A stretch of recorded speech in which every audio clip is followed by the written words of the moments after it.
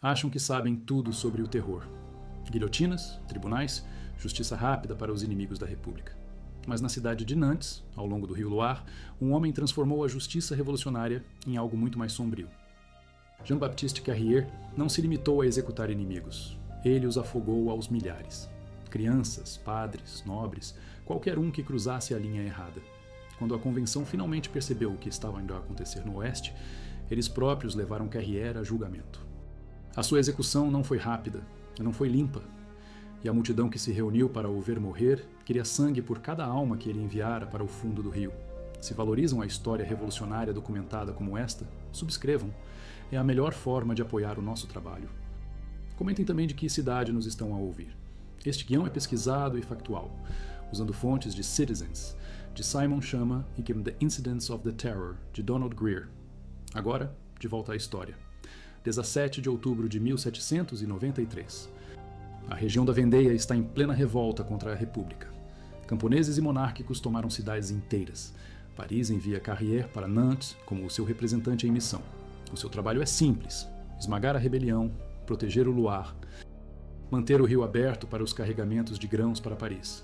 Carrier chega com poderes de emergência, sem apelações, sem atrasos. A justiça flui tão rápido quanto o próprio Loire. Jean-Baptiste Carrier não é o vosso revolucionário típico. Nascido em Yolet, Cantal, em 1756, ele formou-se em direito antes da Revolução o transformar em algo completamente diferente. Baixo, atarracado, com olhos encovados que os colegas descreviam como ardendo com fervor republicano. Ele já tinha deixado a sua marca em Paris, votando pela morte do rei, apoiando as medidas mais radicais do Partido da Montanha. O próprio Robespierre o recomendou para o posto em Nantes, um erro que assombraria o incorruptível. Em poucas semanas, as prisões transbordam. Não apenas rebeldes, simpatizantes suspeitos, padres que não juravam o juramento constitucional, qualquer um denunciado pelos vizinhos. O Tribunal Revolucionário trabalha dia e noite, mas não é suficiente. Os corpos acumulam-se mais rápido do que a guilhotina consegue lidar. A única guilhotina em Nantes consegue processar talvez 20 execuções por dia. Carrier tem mais de 4.000 prisioneiros amontoados em espaços destinados a 800. A doença espalha-se pelas celas. Tifo mata dezenas antes que pudessem enfrentar julgamento. Carrier escreve à sua esposa, Marguerite: "O trabalho aqui é mais difícil do que em Paris. Estes rebeldes do Oeste têm corações de pedra. Só o rio pode lavá-los. A carta sobrevive na Bibliothèque Nationale. Até a sua correspondência privada goteja sangue." 17 de novembro de 1793. Os primeiros afogamentos noiades começam. Afogamentos no Loire. Guardas levam prisioneiros para barcaças atracadas perto do Quai de la Fosse. Despem os condenados, amarram as suas mãos, carregam-nos a bordo. As barcaças têm alçapões cortados no fundo. Uma vez carregados, as tripulações remam para o meio do rio. Disparam os alçapões. Os prisioneiros descem. O Loire leva-os para o mar. O homem que projeta as barcaças de afogamento é Jean Lamberty, um carpinteiro naval do arsenal. Ele modifica velhas barcaças de grãos, instalando secções articuladas no casco. Mantidas fechadas por cordas. Simples, eficiente, mortal. Lamberty, mais tarde, testemunha que construiu 12 dessas embarcações entre novembro e janeiro. Cada barcaça pode conter até 250 pessoas se as apertarem o suficiente. Carrier chama-lhes casamentos republicanos. Padres amarrados a freiras antes de serem atirados. Que se casem no próximo mundo, ele brinca com a sua equipa. O primeiro afogamento mata 90 pessoas. O segundo, 160. Em dezembro, barcaças inteiras afundam com 300 almas a bordo. O rio corre espesso com corpos. Mas os afogamentos não são um abate aleatório. Eles seguem um padrão. Segundas e quintas-feiras tornam-se dias de execução. Guardas acordam os prisioneiros ao amanhecer. Marcham com eles pelas ruas de Nantes até as docas. Cidadãos alinham-se na rota, alguns atirando pedras, outros chorando por vizinhos que reconhecem. A procissão leva exatamente 40 minutos da prisão ao ponto de embarque. Jean Julien, um estivador, mantém a contagem. O seu livro Razão sobrevive nos arquivos municipais de Nantes. 4.200 afogados entre novembro de 1793 e fevereiro de 1794. Homens, mulheres, crianças com apenas 12 anos. A vítima mais jovem, Marie Lescott, com 10 anos, filha de um comerciante monárquico suspeito. O seu crime, transportar cartas entre casas seguras. O processo de afogamento torna-se rotineiro.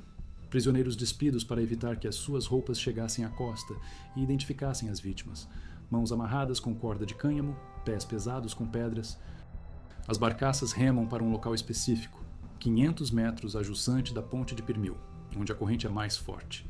A profundidade da água ali mede 18 metros, profundo o suficiente para que os corpos não viessem à superfície durante semanas. Alguns prisioneiros tentam nadar, apesar das suas amarras. Jean-Baptiste Gorret, um ex-oficial naval, consegue manter-se à tona por quase 10 minutos depois que a sua barcaça afunda. Guardas em barcos menores usam lanças para empurrar os sobreviventes para debaixo da água. Sem piedade para os inimigos do povo, afirmam as ordens de Carrier. Que o Loire julgue a sua inocência. Corpos chegam à costa a jusante. Paimboeuf, Saint-Nazaire, aldeias ao longo do estuário. Cadáveres presos em redes de pesca, formas inchadas encalhadas em lodaçais. O cheiro chega ao interior por quilômetros. Os peixes não mordem, os poços ficam sujos. Oficiais locais escrevem a Paris implorando por intervenção. Carrier ignora-os a todos. Marie Pinot, uma lavadeira em Paimboeuf, encontra 67 corpos numa manhã ao longo da sua margem do rio. Matos. Ela conhece alguns deles. Um padeiro de Nantes. 2 jovens padres que costumavam celebrar missa na sua igreja. Os cadáveres mostram sinais de violência além do afogamento. Ossos partidos, feridas de faca. Alguns prisioneiros morreram antes de atingirem a água. A economia do assassinato em massa torna-se clara a partir dos relatórios de despesas de Carrier. Corda de cânhamo custa 3 libras por 100 metros. Pesos de pedra, requisitados de fundações de igrejas demolidas, não custam nada. As modificações das barcaças custam 20 libras cada. Custo total por afogamento: aproximadamente 200 libras. Comparem isso com as execuções por guilhotina a 15 libras por cabeça, incluindo caixão e enterro. A matemática do terror. Joseph Fouché chega em janeiro de 1794 para investigar os relatórios. O que ele encontra choca até um homem que viu Lyon reduzida a escombros. Valas comuns fora das muralhas da cidade. Rios entupidos com cadáveres. Registros prisionais mostrando crianças executadas por crimes contra a liberdade. Fouché escreve diretamente a Robespierre. Carrier excedeu toda a autoridade. O povo de Nantes vive aterrorizado pelo seu protetor. O relatório de Fouché detalha horrores além dos afogamentos. Prisioneiros forçados a cavar as suas próprias sepulturas antes da execução. Crianças separadas dos pais e afogadas separadamente, para prevenir conspirações familiares na morte. Mulheres grávidas detidas até darem à luz, depois mãe e filho mortos juntos. A natureza sistemática disso gela até mesmo revolucionários endurecidos. Os números contam a história.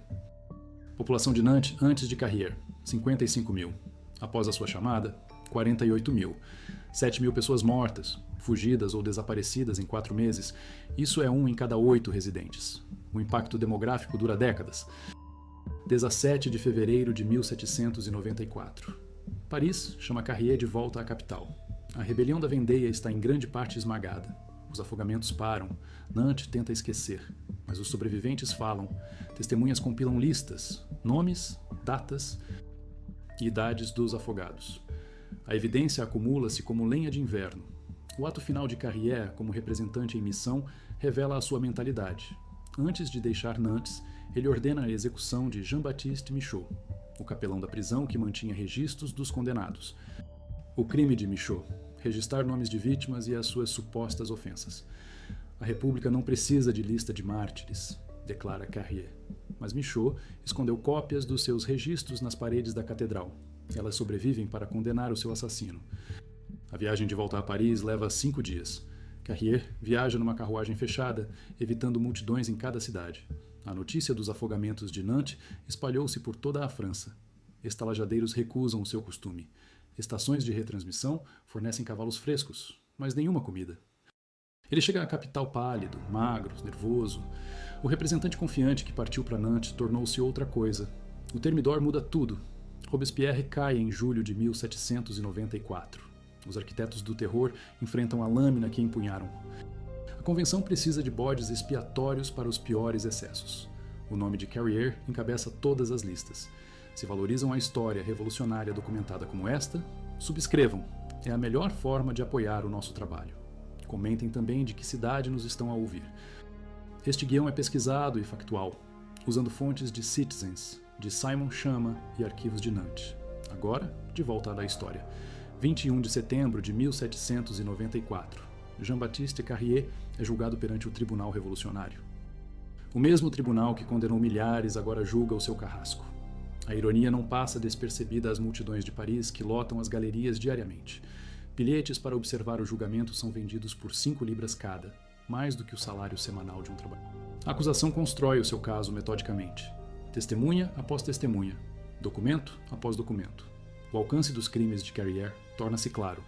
4.200 afogamentos documentados, outros 800 baleados sem julgamento. 600 crianças entre os mortos. Os números acumulam-se como cadáveres nas margens do Loire. Marie Bachelier viu o seu marido afogado por recusar denunciar o seu padre. Pierre Constant viu crianças serem carregadas em barcaças como carga. Eles choravam pelas suas mães. Ele testemunha. Carrier riu e disse que o Loire os ensinaria o republicanismo. Jean-Marie Philippot descreve corpos a flutuar junto ao seu moinho durante semanas, tingindo a sua roda de água de vermelho com sangue. A evidência mais condenatória vem dos próprios subordinados de Carrier. O capitão François Lefebvre comandava as tripulações das barcaças. Ele testemunha sobre ordens para afogar famílias inteiras juntas. O cidadão Carrier disse que rebeldes mortos não podem gerar mais rebeldes. Ele queria que as linhagens de sangue fossem encerradas. Guardas que participaram descrevem o processo de seleção. Idosos primeiro, depois mulheres, crianças por último para que pudessem ver as suas famílias morrer. A defesa de Carrier desmorona-se sob o testemunho. Ele afirma que agiu sob ordens de Paris. Mas não existem ordens escritas que autorizem afogamentos em massa. Os registros do Comitê de Salvação Pública mostram apenas instruções gerais para pacificar a região por todos os meios necessários. Carrier interpretou essas palavras como licença para o genocídio. O seu advogado, Claude François Chauveau-Lagarde, enfrenta uma tarefa impossível. Como se defende o indefensável? Ele argumenta insanidade temporária provocada pelo fervor revolucionário. Ele afirma que Carrier sofria de loucura patriótica, uma condição médica real reconhecida pelos tribunais revolucionários. Mas a natureza sistemática dos assassinatos destrói qualquer defesa por insanidade. O julgamento revela a burocracia do assassinato. Carrier mantinha registros detalhados de cada afogamento. Capacidades das barcaças, condições meteorológicas, tempo estimado até a morte. Ele rastreava da eficiência como um gerente de fábrica. A frieza disso horroriza até mesmo jacobinos endurecidos na galeria. O promotor revolucionário Antoine Fouquier-Tinville apresenta o argumento final. Este é o mesmo homem que enviou Maria Antonieta para a morte, que condenou Charlotte Corday, que assinou milhares de mandados de morte. O cidadão Carrier transformou a justiça em carnificina. Ele diz ao tribunal lotado. Ele afogou os inocentes com os culpados. Ele fez do Loire um rio de sangue. O veredito chega após 3 horas de deliberação, culpado de todas as acusações. Morte por guilhotina, nenhuma apelação permitida. Execução marcada para 16 de dezembro de 1794. A galeria explode em aplausos. Justiça, atrasada mas não negada. 28 de novembro de 1794. Carrier senta-se na sua cela na Conciergerie, a mesma prisão que deteve Maria Antonieta. Ele escreve cartas à sua família, ainda justificando as suas ações. Servi a República fielmente. Ele diz ao seu irmão: a história me vindicará. As cartas não mostram remorso, nenhum reconhecimento da enormidade dos seus crimes. 16 de dezembro de 1794, às 7 da manhã. Jean-Baptiste Carrier sobe ao cadafalso na Praça da Revolução. O carrasco, Charles-Henri Sanson, preparou algo especial. Não a queda rápida usada para criminosos comuns. Carrier recebe a cerimônia completa. Mãos atadas atrás das costas, forçado a ajoelhar-se perante a luneta, cabeça cuidadosamente posicionada na moldura de madeira. A multidão soma perto de 30.000. Vieram de toda Paris, alguns viajando a noite inteira para testemunhar a justiça. Muitos seguram cartazes com nomes de vítimas. Por Marie Lescott, de 10 anos. Pelos padres de Nantes. Pelas crianças do Loire, vendedores vendem pão e vinho. Artistas de rua cantam músicas sobre o juiz afogador. Parece um festival de vingança. Sanson levanta a lâmina lentamente. A multidão silencia. Pode-se ouvir pombos a empoleirar-se em edifícios próximos. Carrière tenta falar, mas os guardas enfiam um pano na sua boca. Nenhuma palavra final para o homem que silenciou milhares. A lâmina cai, não cai limpa. A guilhotina funciona mal. A corda prende. A lâmina para a meio, encravada no pescoço de Carrière, mas sem o cortar completamente. Sangue derrama-se sobre as tábuas do cadafalso. Carrière convulsiona contra as suas amarras, ainda respirando, ainda consciente. Os seus olhos permanecem abertos, fitando a multidão que aplaude o seu sofrimento. Sanson trabalha freneticamente para libertar a lâmina. Segundos estendem-se como horas. A multidão ruge, alguns com aprovação, outros com horror. Esta não é a morte limpa que esperavam. Isto é carnificina. 20 segundos passam. Os mais longos 20 segundos na história da guilhotina. Sangue acumula-se em torno da base do cadafalso. O corpo de Carrière sacode-se contra as amarras. Finalmente, Sanson puxa a lâmina para a libertar e a deixa cair novamente. Desta vez, ela completa o seu trabalho. A cabeça de Jean-Baptiste Carrière rola para a cesta na espera. A multidão avança, eles querem tocar o sangue, ver o homem que afogou os seus amigos e família finalmente pagar. Guardas lutam para manter a ordem, enquanto as pessoas disputam pedaços de madeira do cadafalso, embebidos no sangue de Carrière. Henri Sanson, filho de Charles Henri, mais tarde escreve sobre a execução nas suas memórias. Nunca tinha visto a guilhotina falhar tão dramaticamente. Era como se a própria máquina se rebelasse contra a facilidade da morte de Carrière. A multidão acreditava que era justiça divina, que Deus queria que o assassino sofresse como as suas vítimas tinham sofrido. O rescaldo prova ser quase tão caótico quanto a execução. O corpo de Carrière, tradicionalmente dado a escolas de medicina para dissecação, é em vez disso despedaçado pela multidão. Pedaços da sua roupa, tiras de pele ensanguentada, até fragmentos de osso tornam-se lembranças macabras. A procura por relíquias do juiz afogador excede a oferta. Mas a justiça estende-se para além do próprio Carrière. O julgamento revela uma rede de cúmplices, subordinados que levaram a cabo os afogamentos com entusiasmo. 34 homens enfrentam julgamentos subsequentes. 22 recebem sentenças de morte. O restante recebe penas de prisão ou exílio. A purga da organização de Carrière leva 6 meses para ser concluída. Jean Lamberty, o carpinteiro das barcaças, enforca-se na sua cela antes do julgamento. O capitão François Lefebvre recebe 20 anos de trabalhos forçados. Guardas que participaram nos afogamentos enfrentam punições variadas com base no seu nível de envolvimento. Alguns alegaram que seguiram ordens sob ameaça de morte. Os tribunais mostram pouca simpatia. As implicações políticas repercutem por toda a França. A execução de Carrière sinaliza o fim dos piores excessos do terror. Outros representantes em missão, temendo destinos semelhantes, moderam os seus métodos. A Convenção aprova novas leis limitando os poderes de emergência, exigindo autorização escrita para execuções em massa. Tarde demais para as vítimas de Carrière, mas talvez prevenindo futuros massacres. Nantes luta para sarar. O Loire, outrora a tábua de salvação econômica da cidade, torna-se uma lembrança de horror. Pescadores relatam redes cheias de ossos por anos depois. Novas pontes construídas a jusante exigem orações especiais para consagrar o solo poluído por assassinato em massa. As cicatrizes psicológicas são mais profundas do que a evidência física. As barcaças de afogamento encontram destinos diferentes. Algumas ardem no estaleiro. Outras afundam naturalmente, os seus cascos enfraquecidos por modificações. Uma sobrevive para se tornar novamente uma barcaça de grãos. A sua história sangrenta esquecida até que arquivistas descobrem as notas de construção de Lamberty em 1856. A revelação causa tal clamor público que as autoridades queimam a embarcação publicamente. Mas a história não termina com a sua morte. Em 1804, trabalhadores dragando o Loire perto de Nantes descobrem uma vala comum numa ilha que não existia durante a Revolução. Lodo e detritos acumularam-se em torno de milhares de corpos, criando nova terra. Os ossos ainda mostravam marcas de corda nos pulsos.